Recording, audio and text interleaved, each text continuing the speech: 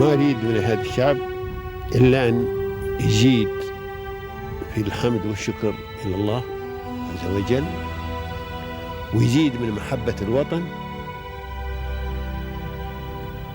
ويزيد من العمل ومضاعفة العمل لما يسعى فيه من خير له وللدولة والأهل.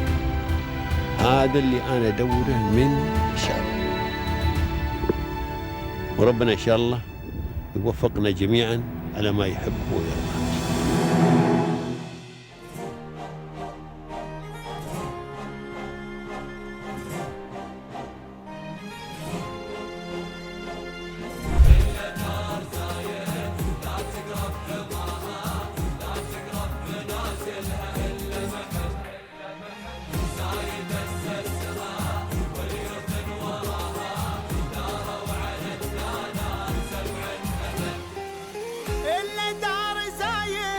I'm very thankful for your leadership, which always established a clear vision, and this is what allows us to grow, not only to grow, but to establish our strategies. I'm very thankful for your leadership.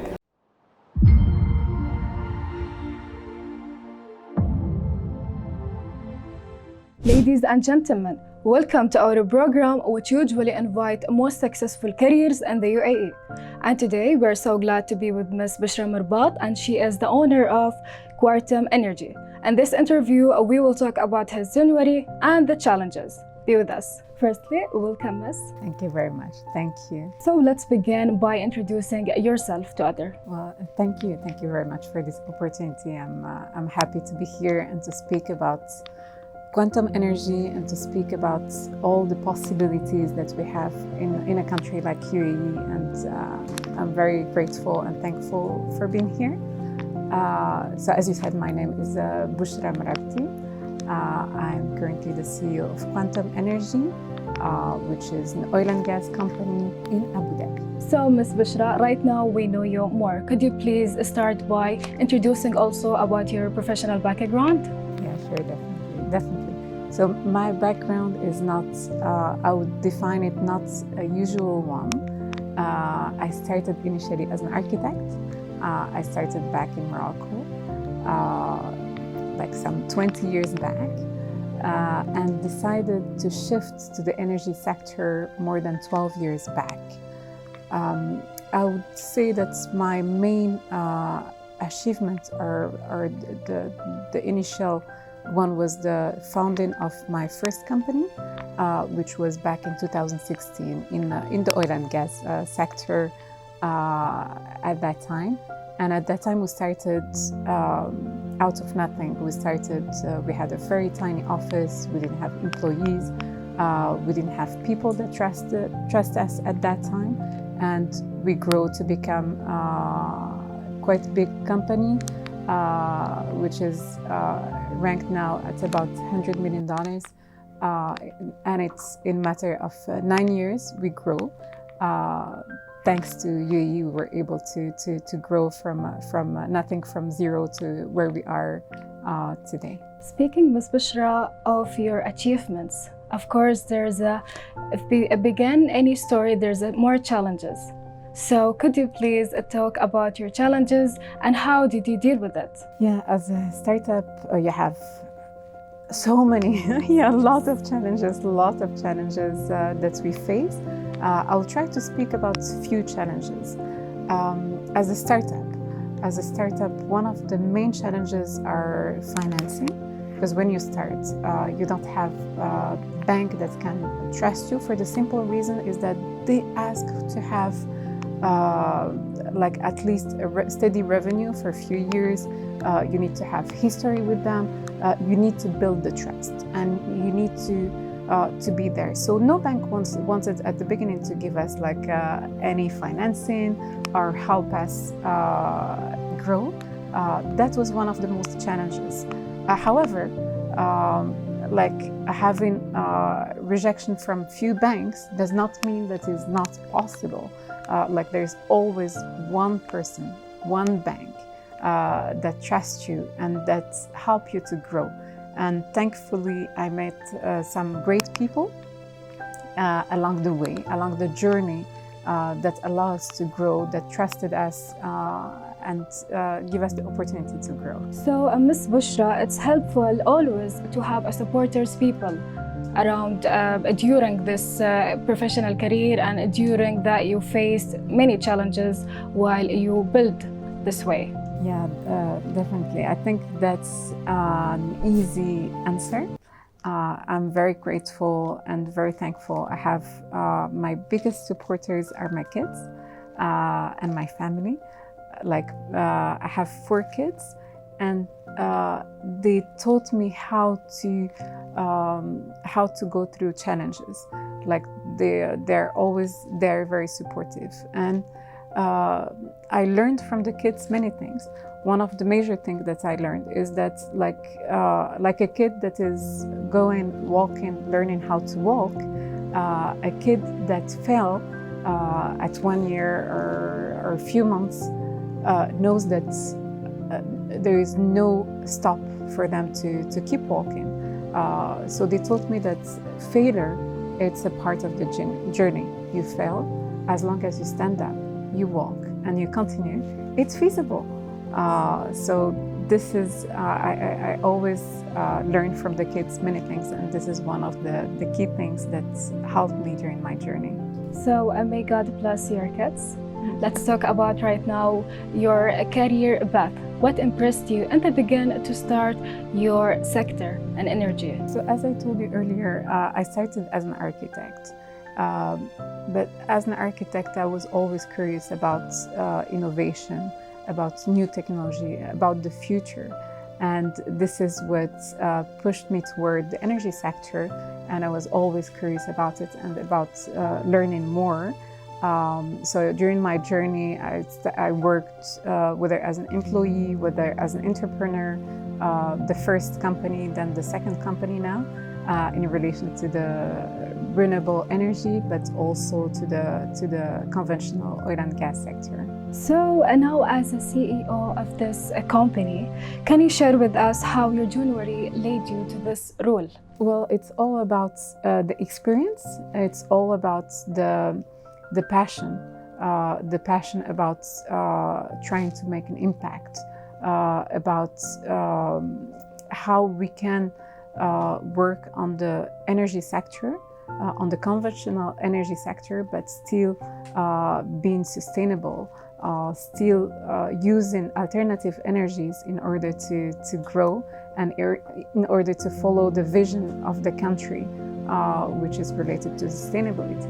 What do you think are the biggest challenges facing your company today? There are a few challenges that whether we had in the past, whether we have them today. I would go back like as a startup, where I'm talking about a few years back.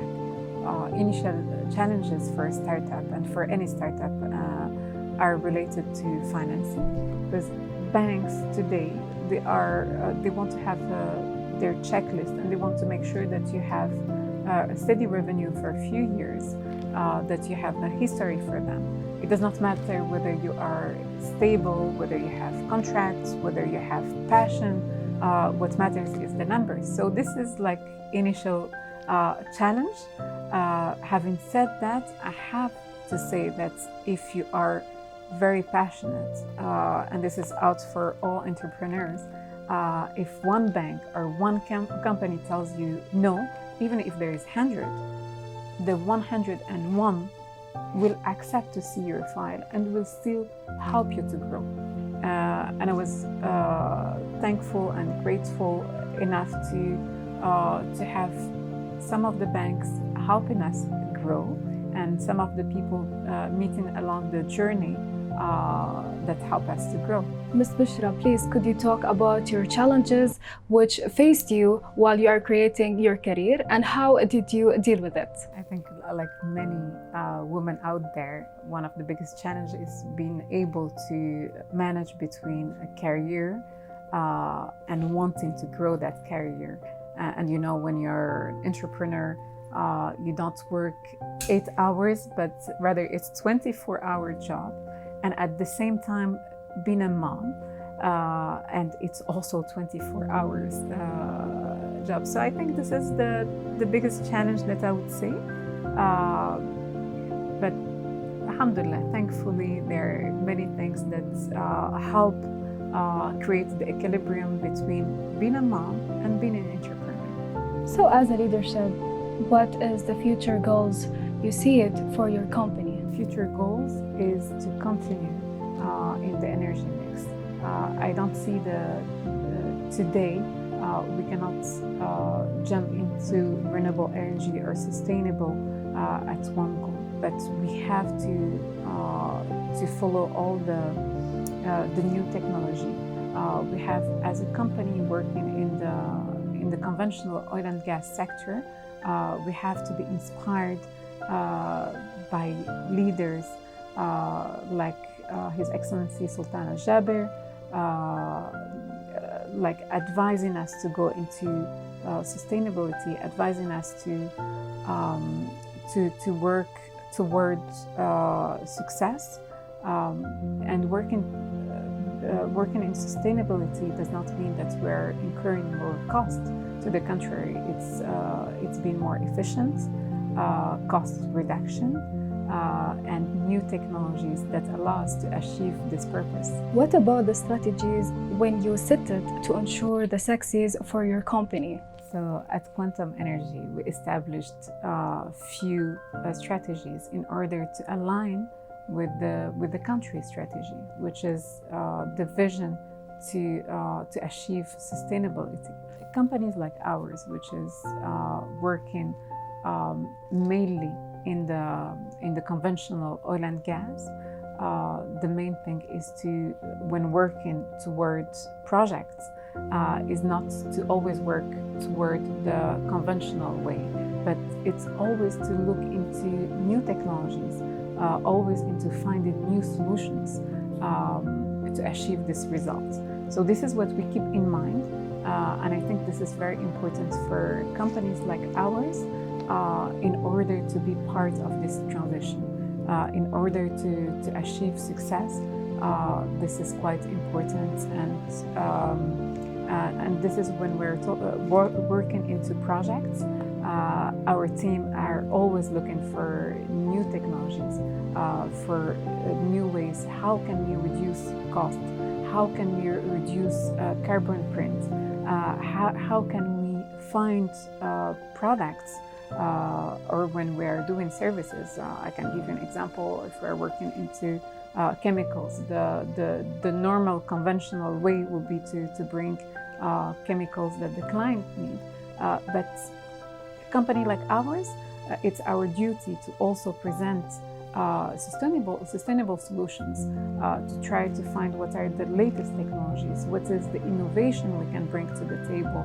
It's not about just replying to a need, but it's also forecasting what is the requirements of the client and what can we provide better and what can we think about to bring solutions to the table. So, Ms. Bouchra, as you have a professional career and a professional background, could you define to us the meaning of succeed? So, success for me is about achieving results. It's about perseverance. It's about setting up goals and making sure that you achieve them. Success, it's not only about numbers. It's about when you see that you have a team that is happy to come to work in the morning. When you see that you have a team, if once they leave the company, they are ready to fly on their own. They are ready to be their own entrepreneur. This is for me equivalent to success. So what about the UAE leaders? How do you see UAE government support the people to open a new business? Well, despite having like talking about the challenges that we faced when it comes to financing, when it comes to different challenges here and there, but one thing I have to say is that it's been the easiest and the smoothest possible way when it comes to opening a business and operating a business here. Why is that? Is that like any other country, unlike any other country, unlike any other country, United Arab Emirates facilitates for entrepreneurs. I like to call it, with my friends and family, it's the MRABETI dream, which is to establish business, being able to communicate with the government.